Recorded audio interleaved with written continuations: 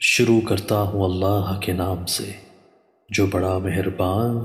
اور نہایت رحم کرنے والا ہے۔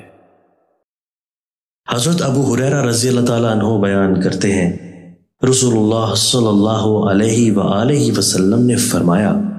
بے شک اللہ فرماتا ہے، انسان میری عبادت کے لیے فارغ ہو جا، میں تیرے دل کو مالداری قناعت سے بھر دوں گا، تیری محتاجی ختم کر دوں گا، اور اگر تو ایسے نہیں کرے گا تو میں تمہیں کاموں میں مصروف کر دوں گا اور تیری محتاجی ختم نہیں کروں گا۔ حضرت عثمان رضی اللہ تعالیٰ عنہ سے روایت ہے کہ نبی صلی اللہ علیہ وآلہ وسلم نے فرمایا، انسان کو ان تین چیزوں